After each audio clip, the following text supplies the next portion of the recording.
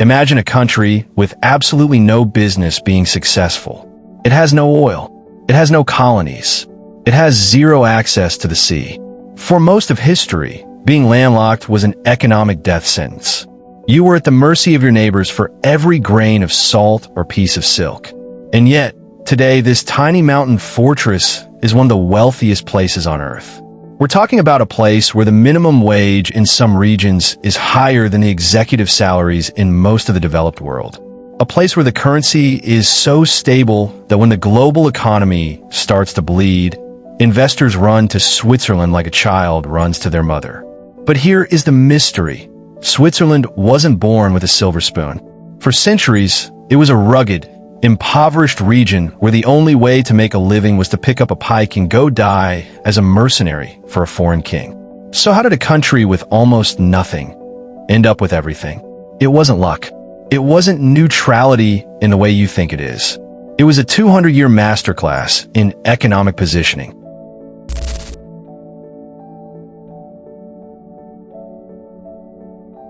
To understand the wealth, you have to understand the hunger.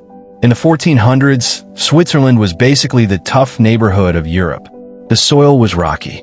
The winters were brutal. You couldn't grow enough food to feed a growing population. So, the Swiss exported the only thing they had, violence. Swiss mercenaries were the Navy SEALs of the Middle Ages.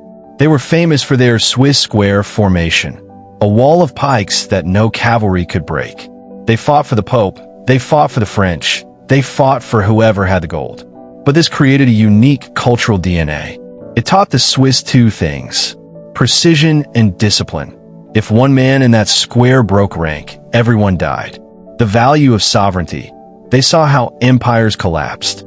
They decided they'd rather be a fortress than a doorstep. This fortress mentality is the foundation of every dollar in a Swiss bank today. In 1815, after Napoleon finished tearing Europe apart, the world's powers met in Vienna. They looked at Switzerland, sitting right in the middle of everyone, and agreed, let's just leave them alone. They're a buffer zone. Switzerland said, fine, we are officially neutral. But here's the part the textbooks skip. Neutrality is expensive. To be neutral, you have to be so well-armed that nobody wants to bother you. The Swiss turned their mountains into a literal honeycomb of bunkers. They wired their bridges with explosives. They made it so that invading Switzerland would cost more than the country was worth. While the rest of Europe was busy destroying its infrastructure every 30 years in massive wars, Switzerland stayed open for business.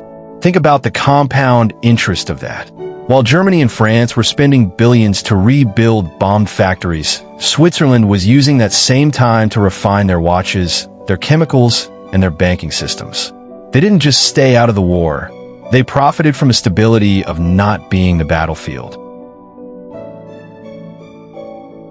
By the early 20th century, Europe was a mess of revolutions and collapsing empires. If you were a wealthy person in 1930s Europe, you were terrified.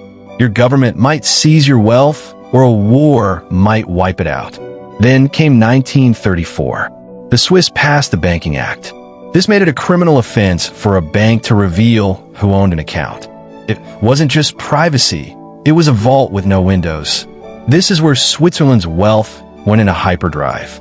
They became the world's safe room. Money flooded in from every corner of the globe. And here's the secret of banking. When people give you their money to keep safe, you don't just put it in a box. You invest it. You lend it. You take a fee. Switzerland became the world's middleman. They didn't need to own the companies. They just needed to hold the wallet. You might think Switzerland is just a giant bank with mountains. But you can't build a top-tier economy on just hiding money. Switzerland has a problem: high cost of living. Because they are rich, their labor is expensive. A Swiss worker costs 5x more than a worker in many other countries. If you're Switzerland, you can't compete on cheap. You can't make plastic toys or basic t-shirts. You go broke. So, they had to move to the very top of the value chain. The rule: if it's Swiss, it has to be the best in the world. That's why they dominate luxury watches, Rolex, Patek. That's why they dominate pharmaceuticals, Roche, Novartis. That's why they dominate precision engineering. They don't sell stuff. They sell trust and perfection. You don't buy a $20,000 Swiss watch to tell the time. You buy it because you know it was engineered with a level of obsession that doesn't exist anywhere else. Now, we have to talk about the elephant in the room. You don't become the world's vault without attracting some shadows. For decades, Switzerland was criticized for being the place where dictators, tax evaders, and even criminals hid their loot. The very secrecy that built their wealth became a target for the US and the EU. Since 2008, the golden age of Swiss secrecy has mostly ended. Under international pressure, they've had to open their books. But here is the amazing thing. The money didn't leave. Even without the total secrecy, people still keep their money in Switzerland. Why? Because at the end of the day, people value stability more than anything else. In a world of crazy politics, hyperinflation, and social unrest, Switzerland is the one place that feels like it will be exactly the same 100 years from now. So, what's the real reason Switzerland is rich? It's not because they have gold in the mountains. It's because they understood their limitations and turned them into strengths. They took landlocked and turned it into fortress. They took isolated and turned it into neutral. They took expensive labor and turned it into world-class precision. Switzerland didn't try to be like everyone else. They didn't try to build an empire. They just made themselves indispensable. The moral lesson. There's a lesson here for all of us. Often, we complain about our lack of resources. We think we can't succeed because we don't have the oil, the funding, or the connections. But Switzerland proves that positioning is more important than possession. It's not about what you have. It's about how you position yourself in the lives of others.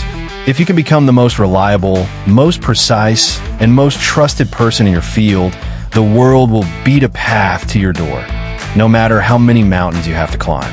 If you enjoyed this deep dive, subscribe for more strategies on how the world really works. Stay ahead of the curve. I'll see you in the next one.